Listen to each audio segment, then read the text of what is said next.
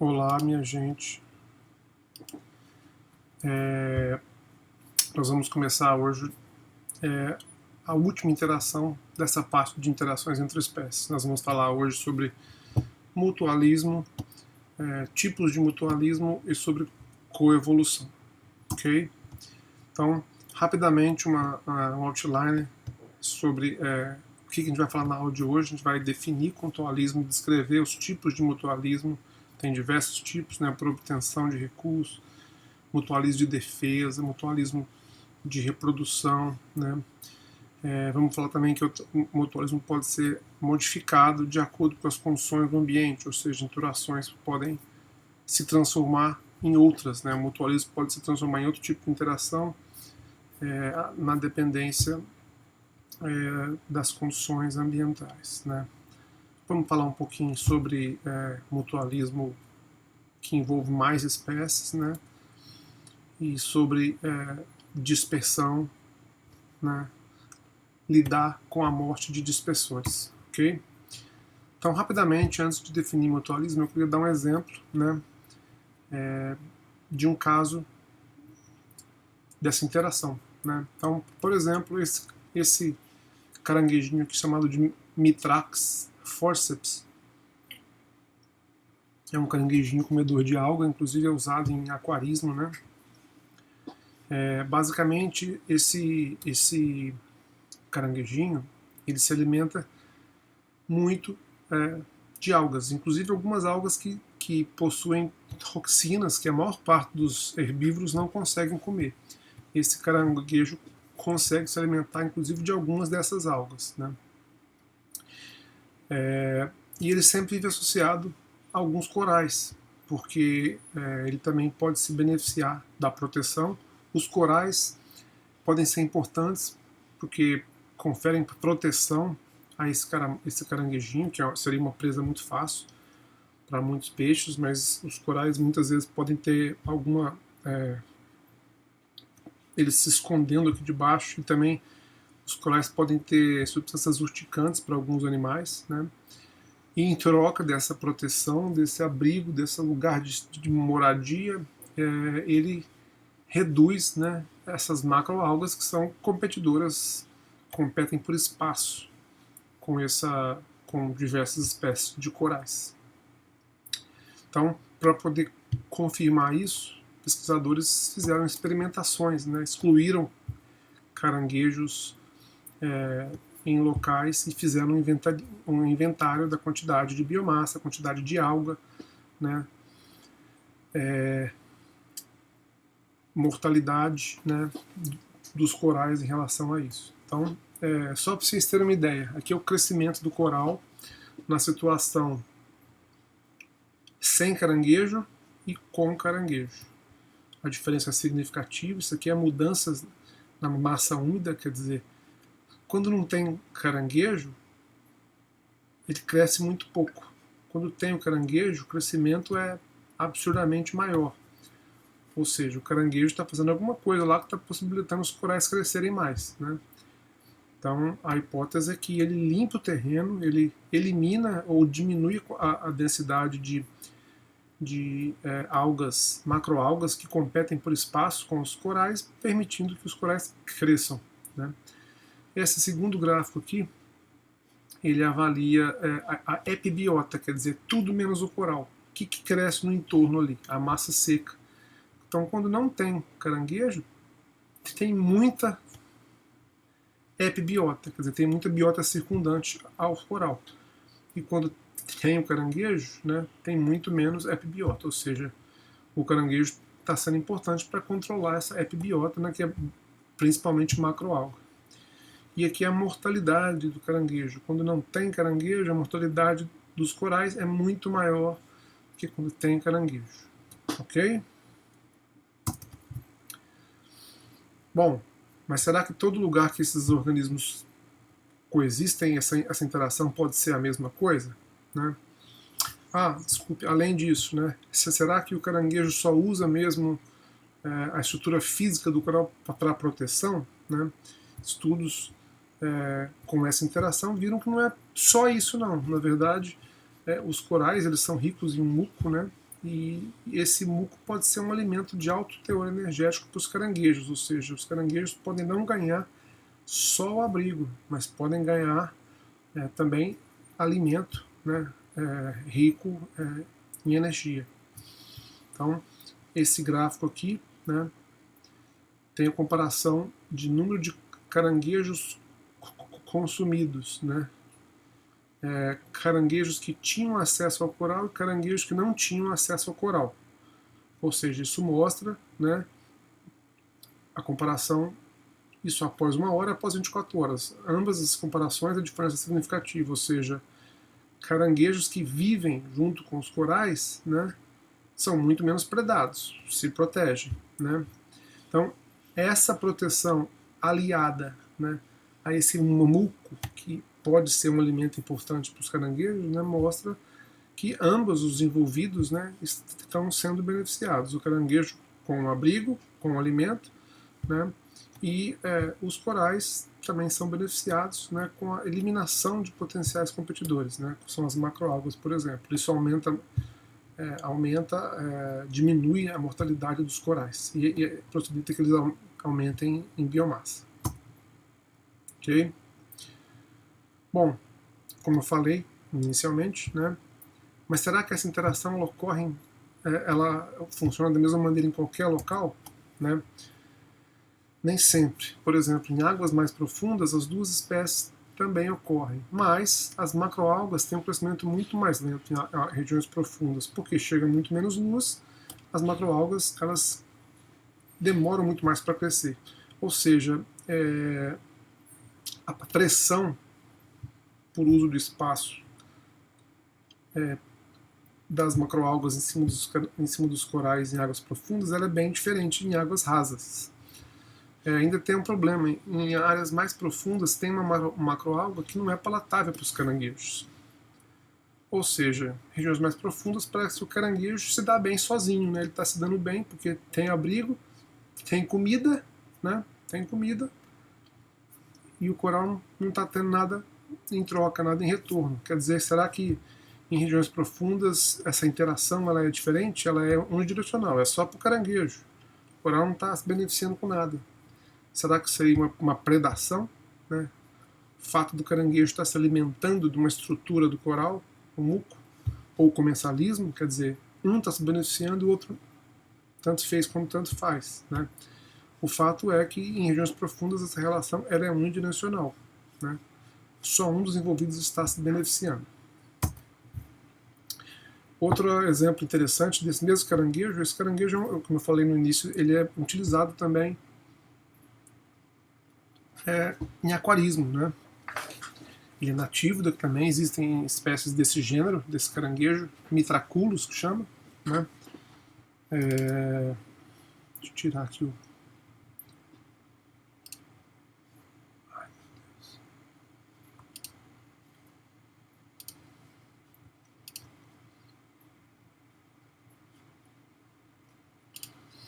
Né? Então, existe uma espécie de alga chamada valônia, essas bolinhas aqui, ó. Desculpa. Essas bolinhas aqui, elas são até bonitinhas quando você olha uma ou outra perdida, assim, são meio verdinhas, fluorescentes, bem brilhosas, mas elas são muito agressivas, elas crescem em cima dos corais, competem por espaços e são uma praga, literalmente. Se você tenta retirar manualmente, né, você estoura essas bolinhas, entre aspas, aqui, isso aí lastra no aquário de uma maneira absurda. Aí as pessoas vendem esse caranguejinho, que é o caranguejo Mitraculus, né, o Mitrax, que é um caranguejo que se alimenta dessas algas. É só esse caranguejinho que se alimenta delas. Né? Tem que ter cuidado também para não comprar gato por lebre, porque tem outros caranguejos que são muito parecidos, que se alimentam de corais, inclusive. Né, ou de algas que são importantes também, mas não comem essa valônia.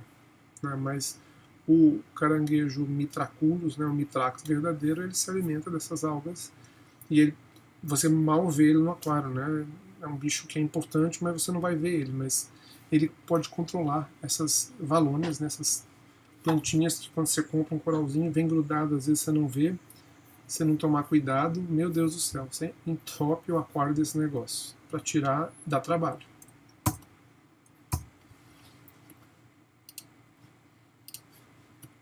Bom, então, mutualismo seria uma interação biótica entre duas espécies, né? Pode ter mais envolvidas, inclusive, não só duas, né? Mas ambas as espécies vão receber benefícios por essa interação, né, entre elas, né? Então, ambos vão ter um saldo positivo, né? Então, tem vários tipos de mutualismos que envolvem defesa, por exemplo, dispersão, polinização, né, reprodução, dispersão de sementes. Então, a gente vai ver, basicamente, na aula de hoje, muitos, né, inúmeros exemplos, né, de mutualismos e quais as implicações evolutivas desses mutualismos, né? Bom, a primeira coisa que a gente tem que pensar é que o mutualismo não é uma relação sem conflitos. Na verdade, é uma exploração recíproca. Então, ambos os participantes, né, ambos os envolvidos estão explorando mutuamente os parceiros, né, entre aspas, né, a outra espécie. Então, isso implica que cada envolvido ele é um beneficiário líquido de alguma coisa, né? A partir do momento que um deles passar a não ter esse benefício todo, isso deixa de ser um mutualismo. Então, não é uma relação sem conflitos, é uma exploração recíproca, né, de duas espécies, pelo menos envolvidas, né, onde ambas os saldos são maiores que os benefícios, ok?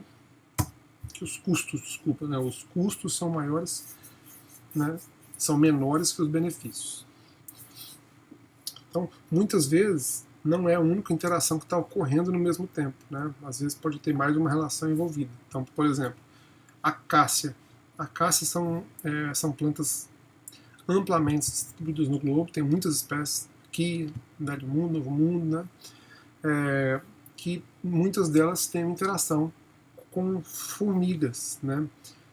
Depois eu vou descrever com mais detalhe como funciona essa interação, mas basicamente essas acácias elas são bem espinhentas, né? Algumas dessas espécies de acácia, e as formigas fazem um buraco na base do espinho, fazem seus ninhos lá e vivem nessas árvores, né? Essas árvores muitas vezes elas têm nectários extraflorais que servem para a formiga se alimentar. Em troca disso, elas costumam proteger, né, a planta de outros herbívoros, né? E isso já foi testado inúmeras vezes. Então, por exemplo, aumento do crescimento da planta com formiga e sem formiga. Quer dizer, quando tem formiga, a planta cresce. É positivo o crescimento. Quando não tem formiga, a planta diminui de tamanho, ou seja, os herbívoros estão fazendo com que a planta diminua, né? Estão praticando herbivoria nessa espécie de planta. Agora, nesse outro exemplo aqui do lado direito, nós temos 4 espécies de formiga, né, que interagem com essa caça. Formiga que obedecem uma hierarquia, né? Quer dizer, primeiro uma espécie forrageia, fica ativa, depois a outra, por exemplo, né? Ou formigas que não obedecem essa hierarquia, ou seja, todas elas podem estar tentando explorar o recurso delas, que é a árvore, né, ao mesmo tempo. Então, quando existe uma hierarquia entre essas formigas, né, quer dizer, para não competir, em um momento uma fica ativa, a outra depois fica em outro momento, né, o aumento do crescimento relativo, né, a planta aumenta o crescimento dela quando existe hierarquia entre as formigas. Quando não existe, a planta reduz o crescimento dela. Ou seja, mostrando que nem sempre é só o mutualismo ou a interação que está envolvida. A competição pode estar envolvida também ali, né? Então, os mutualistas podem ser generalistas, quando eles se interrelacionam entre muitas espécies que geralmente não são aparentadas, e podem existir mutualistas bem especialistas, né? Quando uma espécie interage só com outra ou com outra espécie aparentada, bastante aparentada, né? São mutualistas bem especializados. Bom, o mutualismo pode ser obrigatório ou facultativo. Então, quando ele é obrigatório, né, As espécies só conseguem sobreviver quando esse mutualismo está acontecendo. Quando ele deixa de acontecer, as espécies têm sérias dificuldades de se manter vivas. Às vezes conseguem se manter por algum tempo, mas não indefinidamente. Então, por exemplo, um exemplo de mutualismo obrigatório é o mutualismo que ocorre entre espécies de corais, né, de cianoterados, e algas, nas zooxantelas. Então, os corais, eles propiciam, na digestão deles, eles liberam CO2. Esse CO2 é usado pelas algas zooxantelas para fazer fotossíntese. Essa fotossíntese ela produz alimento e oxigênio para o coral. Okay? Então, essas zooxantelas são algas que vivem, né, na parede do coral, né, nos tentáculos desses corais. Né? Então, o coral, quando ele perde a zooxantela, ele fica branco, ele esbranqueia. Né?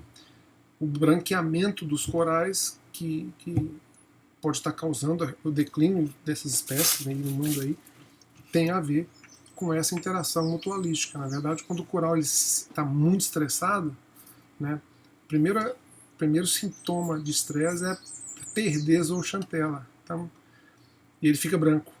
Então, isso acontece, por exemplo, quando você tem oscilações muito bruscas de temperatura, ou quando a temperatura está mais quente do que deveria para aquele coral. Então, o aquecimento global pode estar afetando, né, na temperatura da água onde esses organismos vivem, e essa temperatura, essas mudanças, sejam elas mudanças muito bruscas ou quando atinge temperaturas que são extremas para esses organismos, né, podem estar fazendo com que os corais percam as zooxantelas e assim essa interação deixa de existir.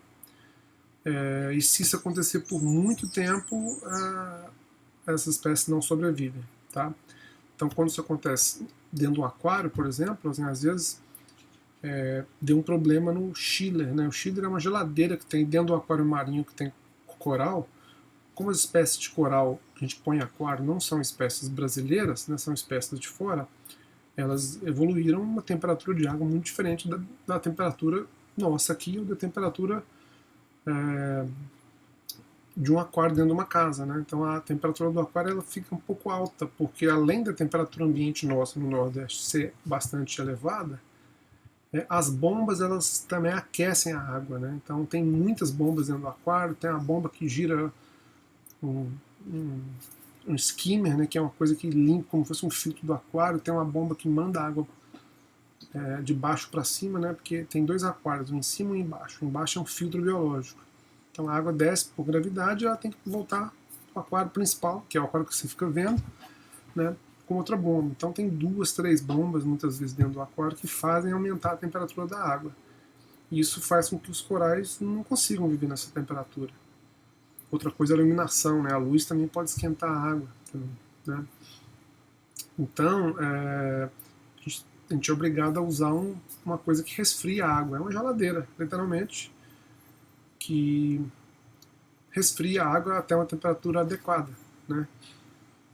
Muitas vezes pode ser bem baixa, 23 graus, né? Mas geralmente 27 já funciona. 26, 27, e não pode oscilar muito. Então você tem que botar um máximo, um mínimo de 1 grau, não pode deixar variar demais. Porque essas mudanças bruscas, né, elas podem fazer com que os corais percam a zooxantela. Então, como que no Nordeste é muito quente, a gente só precisa de uma geladeira. Mas em locais, por exemplo, lá em São Paulo, lá no Sudeste, que o inverno esfria muito, se você tem que ter, além de ter uma geladeira, você tem que ter um termostato, quer dizer, uma coisa que esquente a água. Se por acaso a temperatura externa baixar muito, se fizer muito frio, lá na minha cidade, Minas Gerais, chega 10 graus, 5 graus, muitas vezes, frequentemente, assim, uma vez por ano chega temperaturas muito baixas. Isso faz que a temperatura da água do aquário caia muito também.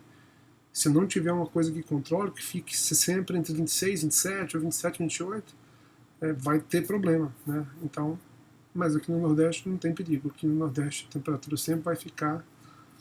Se tiver um ambiente 22, a temperatura do aquário vai ficar 26, 26, 27, por aí. Se tiver a temperatura do aquário ambiente 30 graus, por causa do Chile, vai se manter a 26,7. Né? Então isso mantém essa interação mutualística. Mas qualquer problema estragou o Chile, a temperatura subiu muito rápido, os corais branqueiam todos. E podem morrer se demorar muito tempo. A gente, inclusive, quando monta um coral novo, monta um aquário novo, é importante pegar água de um outro coral, de um outro aquário que tenha corais, para trazer os zooxantelas que ficam na água, para que elas colonizem, né, os corais e intensifiquem essas interações dentro daquele microambiente, né, que a gente criou, que é o aquário.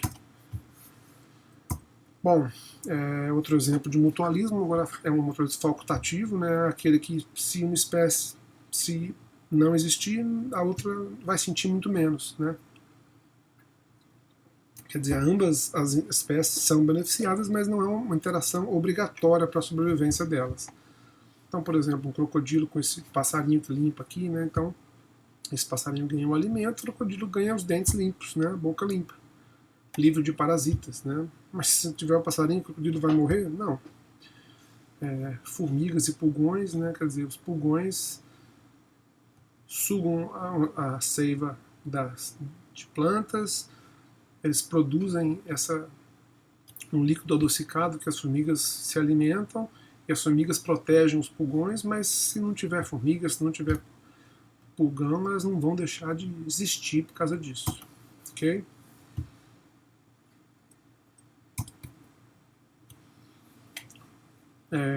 Bom, falando um pouquinho de alguns exemplos, né, de mutualismo, né, a importância dessa interação. Então, interação entre formiga e um afídeo, né, um insetozinho, esse pequeno insetozinho aqui. Então, as formigas, semelhante aos pulgões, né, também podem proteger esses organismos, né, esses insetos, né, de predadores. Né. Então, essa figura, esse gráfico A aqui, nós temos a sobrevivência desses afídeos, aqui é o tempo no eixo X, em locais que existiam as formigas, em locais que não existiam formigas. Quer dizer, aqui é o início do experimento, aqui é o fim do experimento, aqui é o tempo no eixo X, ou seja, quando não tem formigas, esses afídeos são excluídos, eles são predados, né? Diminui a sobrevivência deles. Quando tem formiga, eles aumentam, eles mantêm a taxa de sobrevivência alta. Agora, existem locais que podem ter predadores e locais que às vezes não têm predadores, né? Tem menos predadores, os ambientes não são iguais. Né? Então, essa figura aqui mostra que o comprimento médio do fêmur posterior do afídeo, né? Em locais sem formiga e com formiga. Quer dizer, quando não tem formiga, né, o afídeo fica maior do que quando tem formiga. Isso aqui são dois momentos diferentes. Aqui é a mesma coisa. Quando não tem formiga, o comprimento do fêmur, ele usou o comprimento do fêmur para representar uma parte, tamanho, né, do afídeo. Podia ser o comprimento de outra parte do bicho, ele usou o fêmur. Mas o que quer dizer isso? Né? Aqui não tem predador, quer dizer, ninguém vai matar o afídeo e vai retirar o afídeo. Né? O afídeo gasta energia para essa interação. A formiga se alimenta, né, desse líquido açucarado que esse bicho produz. Agora, quando não tem parasita, para que ele vai ter formiga? Ele não precisa que ninguém proteja ela, né? Mostrando que ele tem custos também. Então, aqui é sem predadores, aqui laranja sem formiga e com formiga, mostrando que quando não tem formiga, ele cresce mais que quando tem formiga. Okay? Ou seja, a interação também tem custos para o afídeo. Né? E aqui é o número médio de embriões, quer dizer, quando não tem formiga, ele produz mais embriões do que quando tem formiga. Mesma coisa aqui. Ou seja, né, a interação ela também tem custos. Né?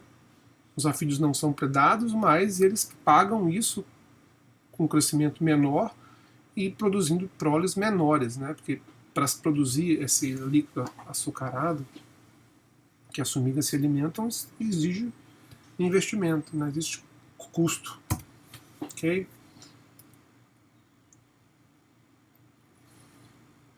Bom, mais exemplos de mutualismo, né? Primeiro, mutualismos de obtenção de recursos, sejam recursos espaciais ou recursos alimentares, né?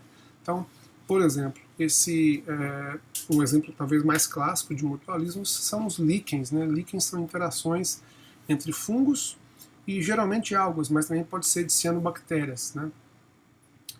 Então, as algas vivem por entre as hifas do fungo, né? Então, os fungos providenciam os nutrientes, né? Água e CO2, para as algas que vão fazer fotossíntese, que vão produzir os carboidratos, né? Para os fungos. Então, essa interação é tão intensa, né? Existem situações onde o fungo, essas espécies não ocorrem em simbiose, que o formato das hifas do fungo são completamente diferentes, né? Que se assemelham a fungos de vida livre, vamos dizer então. Essa interação é tão intensa que faz com que os pesquisadores descrevam, né, esses organismos, esses líquens, né, como se fossem espécies de verdade, né, como se fossem espécies válidas mesmo, né, e não interações, ou então duas espécies que estão interagindo e estão coexistindo. Eles descrevem isso como uma espécie única, né, descrevem isso e depositam em herbários como espécie. Ok? Mas são interações entre espécies diferentes, né, geralmente são obrigatórias. Será que animais também podem fazer esse tipo de interação também, né, semelhantes a líquens, por exemplo, que envolvem a fotossíntese? Sim, em alguns casos sim, né? Por exemplo, essa lesma do mar aqui, quando ela nasce marrom aqui, toda marrom. Ela é estritamente herbívora.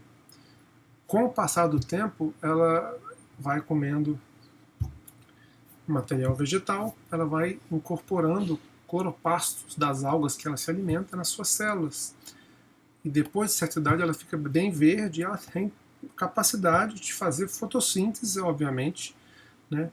Não é ela que está fazendo, né? São essas células, né? Esses cloroplastos que vivem em simbiose, né? Em mutualismo. Quer dizer, simbiose é um tipo de mutualismo que é um interno ao outro. Okay? Protocooperação é quando são separados, né? Mas simbiose é quando um vive dentro do outro. Né? Então tem gente que gosta de separar esses tipos de mutualismo. Mas é tudo mutualismo, né? São interações entre espécies diferentes que ambos se beneficiam. Então, a partir desse momento, essa planta ela consegue, uma parte da energia dela vem da fotossíntese dessas células vegetais que ela interage. Okay? E será que algum vertebrado também pode fazer isso? Sim, sim. Na verdade, isso foi descrito há não muito tempo atrás, não deve ter mais que 15 anos atrás, mais ou menos, descreveram isso para uma salamandra. Né? Na verdade, sempre se soube que essa salamandra coloca os ovos no riacho, e esses ovos ficam entremeados na vegetação, né, em algumas plantas, né, numa alga, um lugar cheio de alga. E a princípio pensava-se que era apenas uma maneira de proteger os ovos, mas não. Né. Depois viram que existiam células dessas algas dentro dos ovos dessa salamandra, né? E depois perceberam que ovos que tinham as células dessas algas, né, os embriões se desenvolviam mais rapidamente, cresciam mais rápido e eclodiam em tamanhos maiores em comparação com ovos que não tinham interação com a alga. Então a alga ela ganha um local para viver e fazer fotossíntese, né? Ela pode viver inclusive até dentro das células do embrião, né? E o embrião ganha em troca oxigênio. Dentro daquele ovo você tem produção de oxigênio mais por causa das algas, né? Não dependem apenas da entrada, né, por difusão, ok? Então aumenta a taxa de sobrevivência, né, porque os embriõezinhos podem eclodir maiores, tiveram mais acesso, né, a mais alimento e também eclodir mais rapidamente, que cresce mais rápido porque tem acesso a mais alimentos, ok? Ou seja, mostrando organismos vertebrados que podem, de certa forma, fazer fotossíntese, entre aspas, né, minha gente? Bom, continuando, né, mais exemplos, né, de mutualismo, né, talvez sejam os mais difundidos, conhecidos, né, mutualismos de plantas com fungos micorrizais, né, nas suas raízes, né. A princípio, mais de 2/3 das espécies de planta, né, tem essa interação mutualística com fungos micorrizais.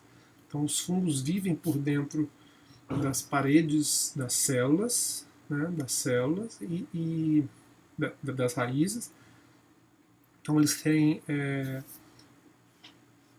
eles ajudam a planta a absorver os minerais do solo, né, e as plantas fazem fotossíntese e também são importantes para a produção de alimentos para esses fungos, ok? Para essas micorrizas. Então, existe mais de um tipo de micorriza, né? Quer dizer, existem interações fungos micorrizais onde eles se adentram por dentro das células da planta, dentro da raiz, né? E existem hifas, existem interações onde as hifas ficam entre as células. Então, existem fungos endomicorrizais e ectomicorrizais. Endo é quando a hifa fica por dentro da célula da planta, e ecto é quando a hifa fica por entre as células. Ok?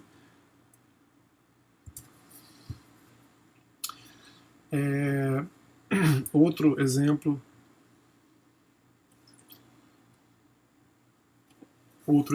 de interações com plantas também que envolvem obtenção de recursos, né? Plantas com bactérias, né? São muito conhecidas bactérias do gênero Rhizobium, né? Elas interagem mutualisticamente com diversas plantas, especialmente leguminosas, né? Então, na verdade, essas bactérias vivem no solo. Então, quando elas entram em contato com essas plantas, elas se adentram nas plantas e a planta produz essa estrutura que faz com que as bactérias se alojem ali dentro. As bactérias são muito importantes porque elas conseguem converter mais facilmente o nitrogênio atmosférico em amônio, que é muito importante para essas plantas, né? Então, elas promovem abrigo, né? As plantas promovem abrigo e produto para fotossíntese, né? E as bactérias vão converter o nitrogênio atmosférico em amônia, que vai ser utilizada pelas plantas para produzir esses produtos da fotossíntese. Tá? Isso é muito importante porque o ciclo do nitrogênio, como vocês aprenderam em ecologia básica no mês passado, depende dessa interação, né? Essas bactérias conseguem, né, converter o oxigênio atmosférico, oxigênio gasoso, em nitrito, nitrato, né, em amônia, que vai ser utilizado pelas plantas. Ok? Mais exemplos, né, de obtenção de recursos, agora envolvendo somente animais, não plantas mais. Então, por exemplo, animais com protozoários, né? Cupins, especificamente com protozoários, né? Todo mundo sabe, cupim se alimenta, muitas espécies de cupim se alimentam de madeira ou de celulose, né? Cupins, só que eles não conseguem digerir isso sozinho. Inclusive, por esse hábito, eles podem ser considerados como pragas, né? Que comem os móveis, comem papel, comem livro, né? Só que ele não consegue digerir sozinho isso, né? Então, na verdade, ele consegue porque ele interage mutualisticamente com um protozoário, triquininfa chamado, esse bichinho aqui, triquininfa. Esse protozoário que vai digerir a celulose e vai disponibilizar a glicose a partir dessa digestão, né, para o cupim, ok? A gente também não foge disso. Quando a gente está doente, né, às vezes a gente tem que comer o quê? Aquele comprimidinho lá que são lactobacilos, né, vamos dizer, tomar Yakult, por exemplo, ou comer aquele que já vem pronto, um comprimido, vende na farmácia, esqueci o nome daquele remédio, que são basicamente bactérias, né, para repor a flora intestinal, né? Então nós temos uma flora intestinal que é muito importante também para a nossa digestão, ok? Então nós convivemos com essas bactérias, né? Elas não causam problema nenhum, pelo contrário, né? Elas são importantes para a nossa digestão. Outro exemplo de interação de recursos, né? Então, de animais, no caso, esses lagartos, iguana com bactérias. Então, as iguanas, quando elas nascem, elas são herbívoras, né? Elas não são totalmente herbívoras, né? Quando elas são adultas, elas são estritamente herbívoras. Mas quando elas são jovens, elas se alimentam de material animal também. Isso é por quê? Porque elas não conseguem digerir a celulose ainda de maneira eficiente.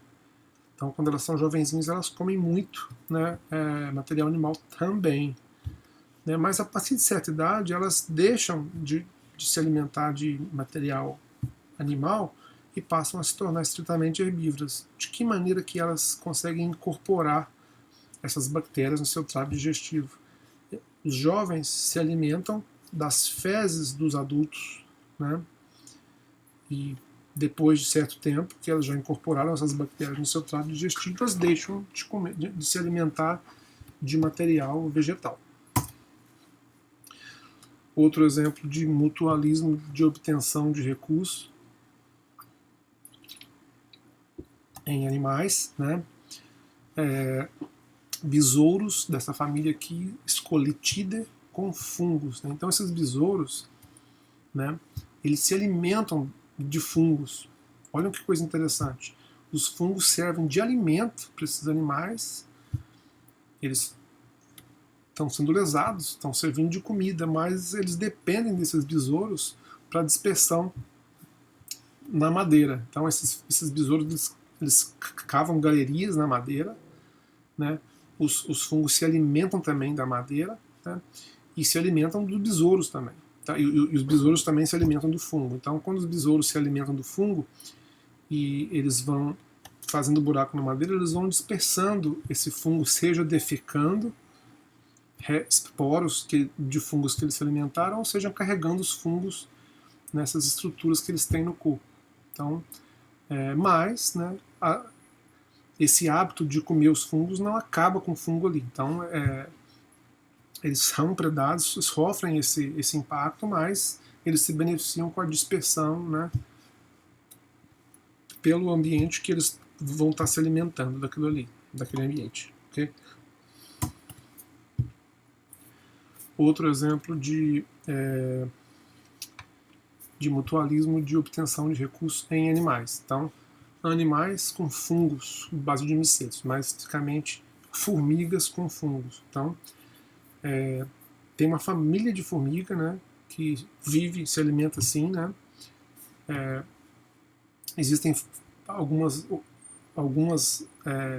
gêneros mais primitivos, né, que simplesmente cultivam o fungo, alimentam a colônia de fungos dentro do formigueiro com insetos mortos, né, mas os mais derivados, eles alimentam os fungos com restos vegetais. Então, as formigas cortadeiras, por exemplo, saúvas, elas picotam a planta, levam essa planta lá para o formigueiro. Essa planta ela serve de alimento, né? Serve de alimento para o fungo que está ali dentro, né? E a formiga se alimenta desse fungo, ok? Então é um cultivo, né? Então isso é um cultivo. Então o fungo só existe dessa maneira. Esse fungo ninguém encontra esse fungo fora desses ninhos. Quando a rainha forma um novo formigueiro, ela transporta o fungo para esses locais novos. Então o fungo serve de alimento, né, para essas formigas, né, e as formigas alimentam a colônia de fungos com essas plantas aqui, por exemplo. Ainda tem uma outra coisa, né? Esses formigueiros, essas colônias de fungo podem ser atacadas, né, por outros fungos, né, que são virulentos e podem matar a colônia de fungos, né? Ou seja, se a formiga não se cuidar, né, ela pode perder a colônia dela. Então o que acontece é que muitas vezes elas têm uma interação com uma bactéria, que a bactéria é importante para proteger o cultivo dela de fungo, né, proteger contra um outro fungo que é virulento, né, e chamado de Scovops. Okay? Então, ninguém sabe muito bem como que funciona a interação dessa bactéria com a formiga, né? Mas a princípio a bactéria se alimentando, está se beneficiando desse fungo, né, de alguma coisa que tem nesse fungo, né, e ela produz uma secreção que faz com que esse fungo fique em populações muito baixas ou desapareça do formigueiro. Então, e mais a bactéria não é danosa ao fungo que a formiga se alimenta, né, ok?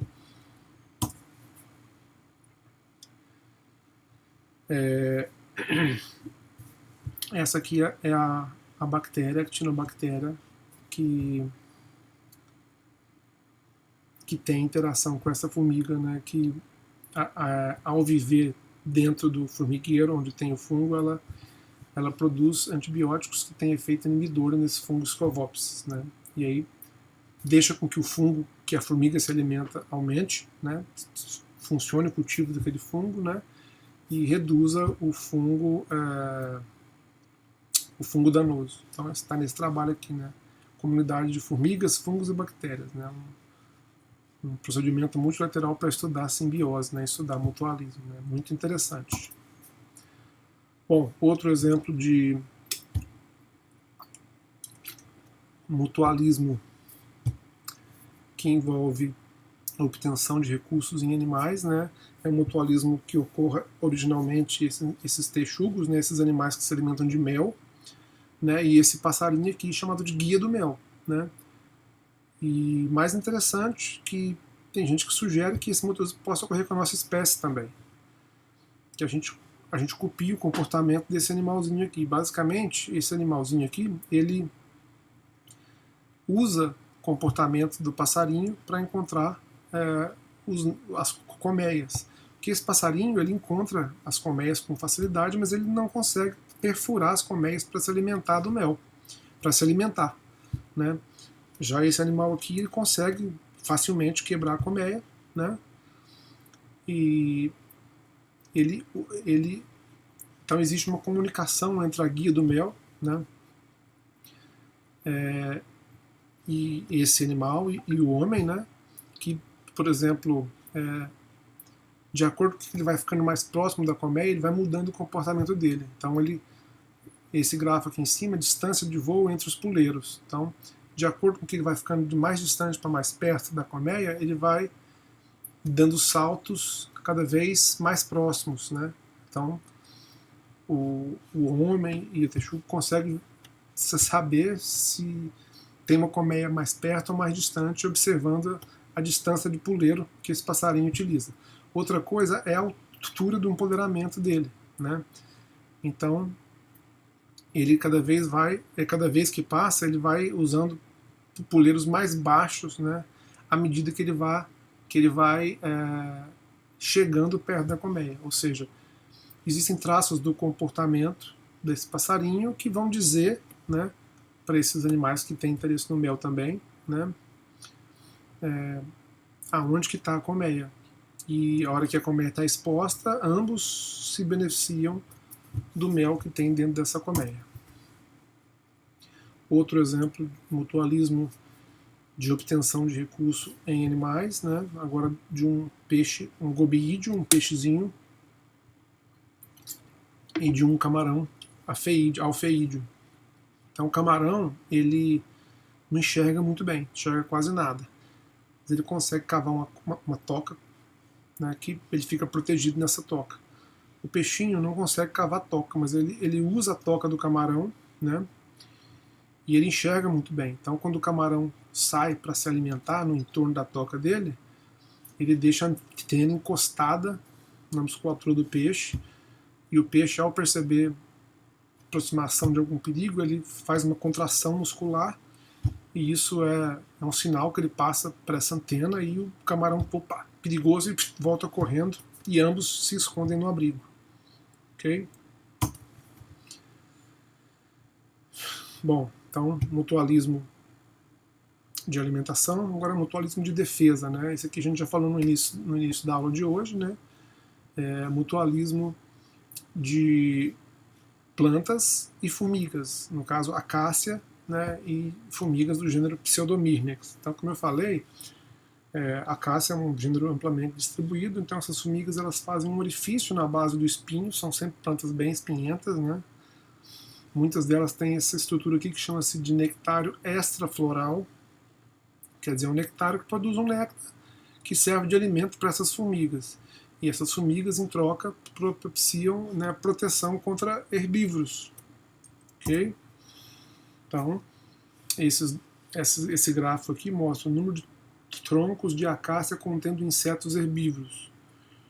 Troncos que tinham formigas tinham muito menos insetos herbívoros do que troncos que tinham as formigas. Né? A comparação é absurdamente diferente. Né? E a sobrevivência das árvores também é radicalmente diferente em troncos que têm as formigas e que não têm as formigas. Ou seja, está claro o benefício de ambos os envolvidos, da planta e da formiga. Ok?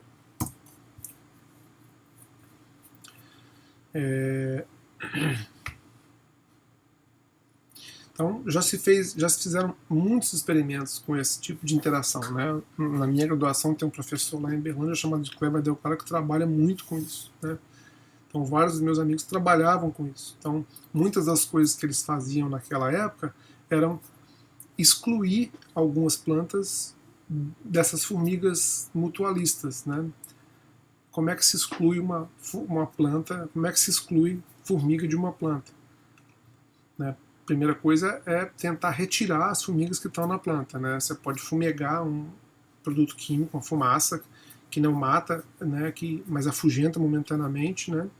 E impedir que elas recolonizem. Né? Então existem... No exterior você consegue comprar uma cola própria para impedir isso. Aqui existem meios que dá para adaptar. Né? Dá para colocar um tipo de cola no caule que impede ou diminui muito a recolonização, né? Ou até com um funil de ponta cabeça, né?